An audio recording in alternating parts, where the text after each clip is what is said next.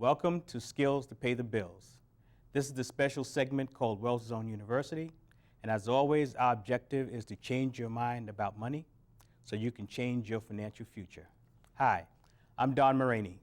I'll be your host, and today we're going to have another special segment which we call Straight Talk. That's where you and I sit and we talk about things that we think are important to you to make sure that you get a good basic understanding of the issues and financial issues that we think are really important to you. So first of all, Happy New Year. And two, we're going to talk about savings today. So your first question is, Don, the holidays just ended, and I spent all the money that I had. In fact, I spent some money that I didn't have. So why are we talking about savings today? Well, it's really important to have a plan in place at the beginning of the year so that we can meet those milestones and objectives during the year, so that at the end of the year, we can have a financial plan that is working for us, and we can start building our financial security, and we can also make sure that we are now in the mind frame to begin to build financial wealth. As we've talked about in prior segments, we have to arrive at financial security before we can either think about being wealthy, and arriving at financial security is really, really simple. We just have to follow what we call the simple real secrets of money. The first thing is to save. And that's what we're going to be talking about for this next segment. And we're going to get a little bit detailed about it in the next segment that's to follow. The next thing is, once you save, you have to protect your money.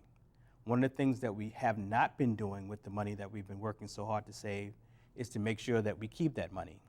We've been risking it, we've been losing it, and when it comes to time to retire or to send our children to college, that money is no longer available. So we have to begin to invoke that aspect of the real secrets of money. Third, we have to make sure that our money provides a good return. There's no need in having money sitting around if it can't start to work for you.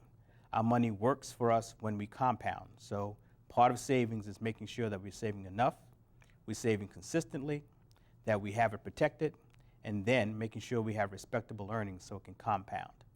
And the last thing, of course, is making sure that Uncle Sam doesn't take it all.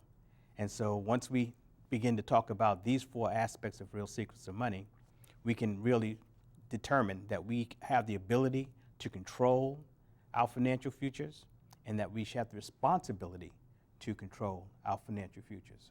So let's get to talking about it. So you had a great Christmas. You had a great holiday. You had a great Kwanzaa, you had a great Hanukkah, whatever it happened to be, you enjoyed it. Did you spend all of your money? I think you probably did. And why is that? Because the media made sure that you and everyone around you knew that you had to go to the store the day after Christmas, the day after Thanksgiving, and spend all the money that you didn't have. Think about it.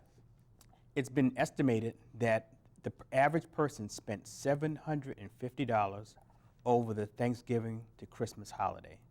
$750. Now, we're being told we're in a recession. So if we are, where does all that money come from? I've read that about $60 billion was spent over the 4-day Thanksgiving holiday. I mean, the day before, Thanksgiving, and naturally the day after, and that's Saturday. $60 billion. I've also read that 10 times that much was spent over the entire holiday period. Now, if you think about the fact that we have such high unemployment, that there's so many people who are underemployed or not employed, where do we get the money to spend that at those rates during such a short period of time? Even more, why can't we then apply that same mindset to saving money throughout the year over a 12-month period? Because I know you've said, and you might not have said it recently, but you've said that I can't save. I can't find the money to save. I don't have enough money to save. If I contribute to my retirement plan, I won't have enough money to live off of. That all those things may be factual. But somehow, from Thanksgiving to December, we all seem to find the money. Now, we might be spending money that we've saved. We're probably spending money that we don't have on credit cards and other plastic. But still, we seem to have the understanding that if we don't spend the money during that short period of time, that there are consequences that we don't want to face. Unhappy children, unhappy friends, unhappy relatives, unhappy selves, whatever it happens to be. What I want to talk about in this segment is taking that same mindset and applying it to yourself and your financial future. If you don't begin to save now, think about the unhappiness that's going to be at your doorstep when you need to be able to ensure your retirement, ensure your child's college education, ensure that the house that you're going to buy has an adequate down payment. All the things that you want to do determine what your mindset is. So let's begin to talk now about how we change our minds about money in 2013 so that during 2013 we can really take fiscal responsibility for ourselves and our financial futures. And at the end of 2013 will be the first year that you and I will be able to sit down together, look at what we've accomplished together, and say, yes, we've been very successful in beginning the road to financial security for myself, my business, and my family. Now remember, the reason that you spend so much during the holiday season is because the media drives you to do that. Let me give you another example. I've read recently that it's expected that during the Super Bowl that the average consumer will spend almost $10 billion. Now again, I'm not sure where these numbers come from, but you think about it. If you spent $60 billion for Thanksgiving and you spent $600 billion for the entire holiday, a month later, or month and a half later, you've got another $10 billion. I mean, come on, we've got to be able to find the money to save. So it's really up to us to determine how that's going to happen. And what is it? It's the decisions that we make, isn't it? Exactly. It's the decisions that we make about how we're going to spend our money, where our money is going to go, and what kind of benefit that we're going to get for that money. And so since we've made some really hard decisions over the last 2 months so that we could have the touchy-feely goodness that the holiday brings, I want you to bring that same decisiveness to savings for your financial security. So at the end of this year, we not only have a touchy-feely good time, but we also have an economic stake in the fact that we now have a nest egg that is protected and growing for our financial future. Okay? Preaching's over. Let's get to talk to basics. Before I go any further, I want to do something. I want to thank every one of you who has called, emailed, and talked to us about the things that we're doing here on the Wealth Zone University. It's really gratifying to know that the things we talk about, the guests that we have, are pertinent to you, that we're sharing information with you, that that information is valuable to you, and that you feel that what we're talking about is not only credible, but is extremely helpful. So I personally want to thank everyone who's called and encourage each one of you to consider us your resource. Call us, email us, we'll get back with you, but we really love it when you let us know that we're talking about things that you need to know about. So in our next segment, we're going to begin to talk about steps that each of us can take on a daily basis, on a weekly basis, on a per paycheck basis to begin to save. Now, we've talked about several of these things in different episodes, and we also talked about in the last Straight Talk episode about how we believe that retirement plans, especially employer-sponsored retirement plans, are valuable ways of savings. So we're not going to talk about pension plans today. We're actually going to talk about systems for allowing us to begin to put aside amount of money, and we'll determine in the next segment how much that amount of money should be, systematically, in a way that it does not negatively impact the cash flow or your living standards.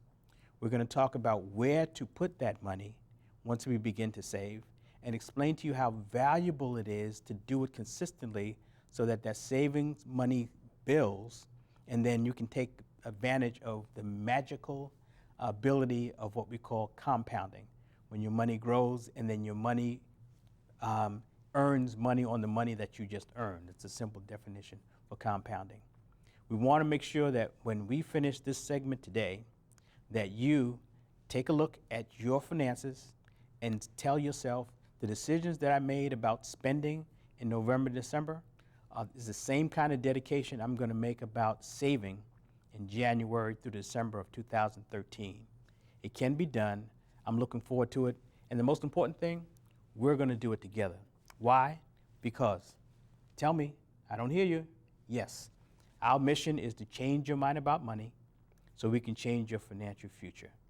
Now, savings is the easiest thing to do, but it seems to be hard for all of us because we have to find the money to move to a savings program. And so let's call it something that isn't so adverse. Let's call it stashing your money. I think we can all agree with that. Stash your cash is something that we've been saying around here as a way of identifying what savings is. Whether you stash it in your coat pocket, whether you stash it under your pillow, under your mattress, the whole concept is to take money, put it someplace where you forget about it, essentially, is what we want you to do. And the concept of stashing, if you can think about it for a while, just seems to make you feel that you're taking stuff and you're just putting it away, piling it on top of each other, making sure that that stack stays hidden and nobody gets to it, but it keeps on growing. That's the concept for stashing that we want you to think about when we talk about savings. Stash your cash is what we're trying to do. In the next segment, we're going to talk about methods of doing that. And they're all simple. For those of you who are employed, it can be as simple as payroll deduction, direct deposit. For those of you in business, it could be as simple as just allocating a portion of your receipts into an account that is not an operating account. I mean, think about it. It's not that complicated. We just have to do it, and we then have to make a decision that it's going to be done. And decision making seems to be something that's pretty easy for us because, again, over the last 2 months, we decided to spend all of our money and even money we didn't have. So 2013, we're going to be really smart about it. We're going to be really prudent about it. And that's what our next segment is going to be on. We're going to take a break now, but to show you how well young people are grasping the message that we're going to, that we've been giving to you, we're going to have a PSA from a young person who's going to tell you exactly what you should be doing. So listen up. We learn from young people. We'll be back in a couple of seconds. Bye. Hello, I'm Chase Slade, the coolest 8-year-old kid you will ever meet. My grandpa Don gave me so much money last year, my piggy bank could no longer hold $1 more.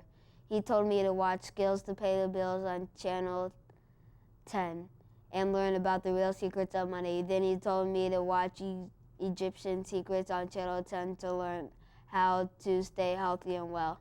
You can be cool and healthy just like me by watching Skills to Pay the Bills and Rock Your Block on every week on Channel 10. Welcome back to Skills to Pay the Bills and our special segment, the Wealth Zone University. As you know, our mission here at the Wealth Zone University is to change your mind about money so you can change your financial future. In the prior segment, we talked about spending money and saving money. In this segment, we're going to talk about how we save money. If you remember, we talked last about stashing your cash, so let's get to it. Saving, stashing your cash. How do you do that? Well, we contend that it's easy. The first thing you have to do is decide that you're going to pay yourself first. Most of us, we pay the electricity, we pay the car note, we pay the house note, we pay everything, waiting till all of that's paid to determine whether or not there's any money left over for us. How do we solve that? Make yourself one of those bills. Put yourself on the list first. So before the mortgage, before the utilities, before anything else, the car note, you should have yourself down as a bill and pay that bill first. If you're doing your bills in the bank electronically, then put yourself in as a bill and have that money sent to a savings account or another checking account. But still, you need to learn to pay yourself first. In the American economy, we always put ourselves last, unfortunately. We need to change that mindset. Now, will it be easy? No. But will it be something that will be extremely rewarding and beneficial? Yes. So pay yourself first. Write that down. If you don't write anything else down, write that down. The second thing we need to do is actually find a way that savings doesn't hurt. So we call this don't see, do save. Now, what does that mean? That means if you take, let's say, direct deposit straight out of your paycheck, you don't see it coming out, and it comes out regularly, it doesn't really hurt you because you never had the money in the first place in your hand. And if it goes into a savings account or a savings vehicle, it starts to build up, and if you leave it there, it'll build up and on its way to what we're talking about for compounding. Don't see, do save. It's the ability to take money before you actually get it in your hand and put it in a positive place for savings. So let's go back to payroll deduction. That's a form of don't see, do save. The money for your savings is taken out of your check before you even get your net check. It's gone. You don't see it, you don't touch it, you don't have to make a decision anymore about whether to spend it or what to do with it because it's gone. If you put it into a savings account, a CD, wherever you're going to put it, and we'll talk about those things later, it's already starting to accumulate. And that's the good part about being able to use a mechanism where you don't have to make a decision about how much and when to move your money. Systematic allocation.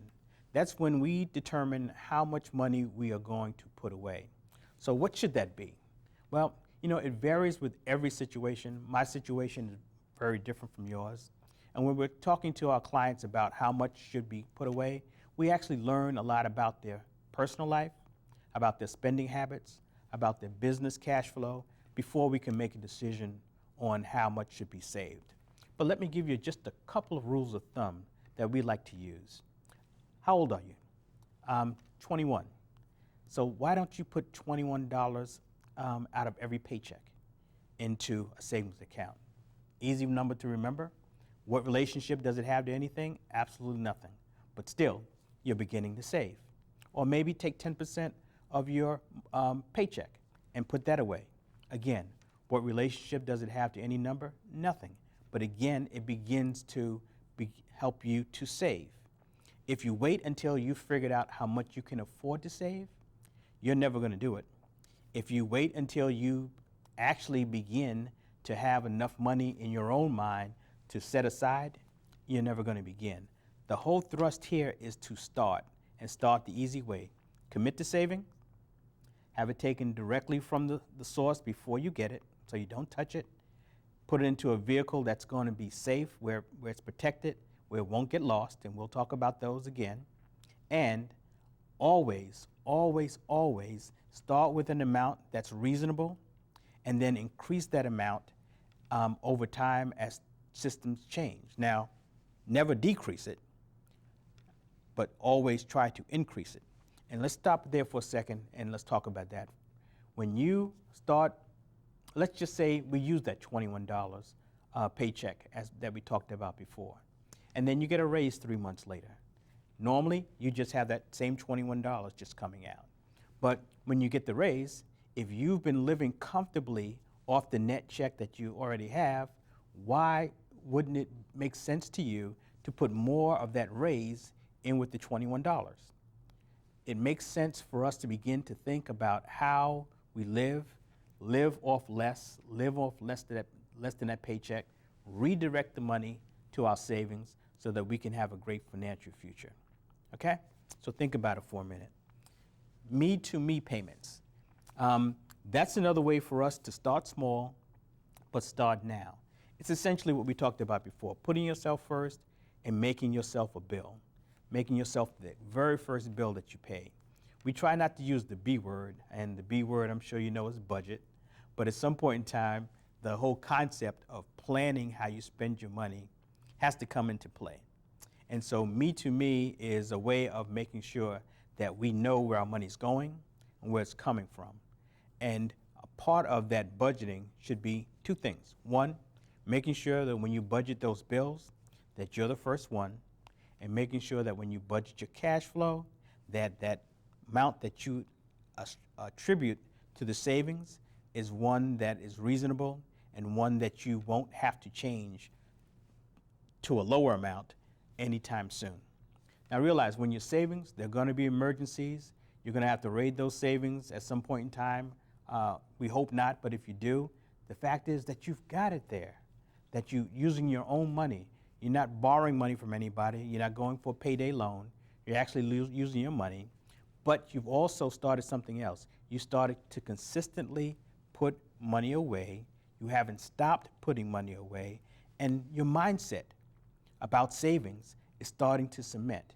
You're establishing a habit, and that habit becomes more and more valuable to you as the savings begins to grow and your financial security begins to come closer to realization and fruition. Extremely important. One more tip I've got. You have to start saving now. The earlier you start, the longer you have to put money away. The more money you put away, the more time you have from compounding, the better interest rate that you get on the compounding, the larger your money grows. You see what I'm saying? It's a system. It all works together.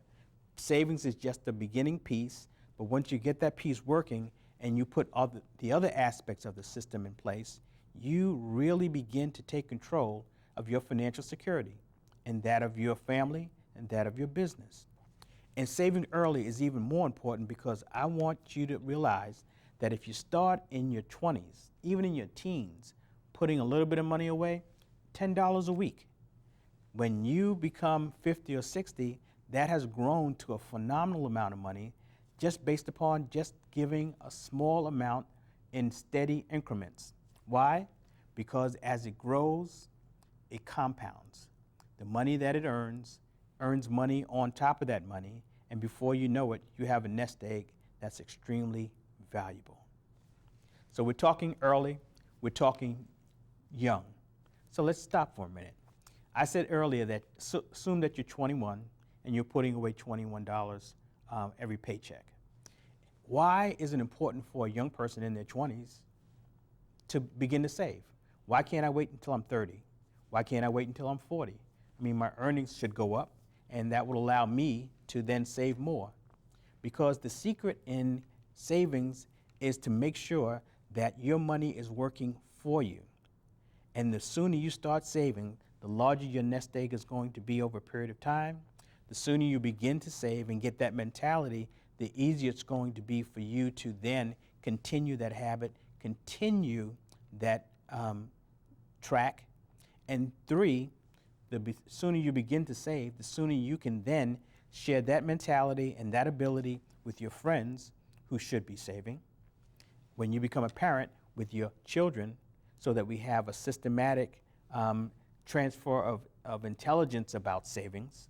The sooner you begin, I guarantee you, your life is going to change, because when you begin to look at that first house at 25, 26, you're not going to have to figure out where the down payment is going to come. It's going to come from your savings, because you've been saving since you were in your 20s. When you begin to buy that first car, you're not going to have to go up to debt to your eyeballs, because you're going to be able to put down a reasonable down payment on that car because you've been savings. If you have an emergency, all of us and any of us can have an emergency at any point in time. You're not going to be really stressed out about it, because you're going to have the money to address it because you've been saving. It's really, really important for you to take it and look at it from a lifestyle standpoint. There are things that we all must do and want to do in our lives. They all require money. The secret is that we shouldn't be using other people's money. We should be using our own. During the earning years, when you have the ability to bring in as much money as your talents and your skills will bear, that's when you should be putting away as much money as you possibly can. So it's all within our control, all within our control.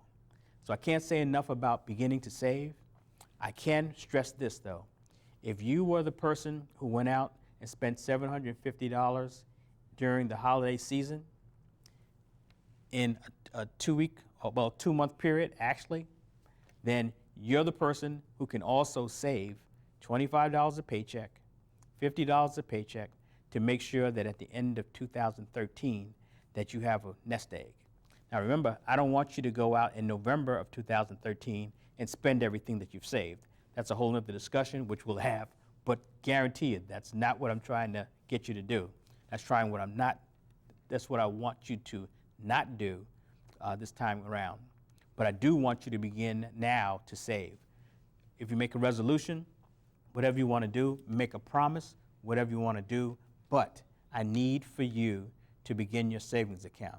I need you to put it into a CD, so it begins to build up interest. I need you to put it into a savings account. When you get a larger amount of money, then we'll talk about places where we can put it where we get a better return. But most important thing, I want you to make a commitment to you and to me that 2013, starting right now, we're going to put savings into place and we're going to follow that plan, okay? What I'd like for you to do is send me an email, give me a call. I'd like to know what your plan is. And if you need some help and advice, I'd be more than happy to help you with your plan. But I want each and everybody who's listening to me and talking with me tonight to promise yourselves, and promise me too, that you're going to begin a savings plan. I'll make you a promise. I'm going to increase the amount that I've got going to my savings, just like I'm asking you to do that. So at the end of the year, when I show you my savings account, if I haven't saved any money, then you win the bet. At the end of the year, when I ask you to show me your savings account, if you haven't saved any money, then I win the bet. The most important thing is that now we have a challenge going, and I bet you dollars to donuts that I'm going to win. Start saving. We'll see you next time. And most importantly, I want you to remember, 2013, we want you to change your mind about money so that you can change your financial future. Let's take back control of our money. Let's take back control of how we invest our money and where we put it. And let's take back control of our finances. We can do it. Happy New Year 2013. This is the year we make the change. This is the year we become financially secure. I'll see you next time.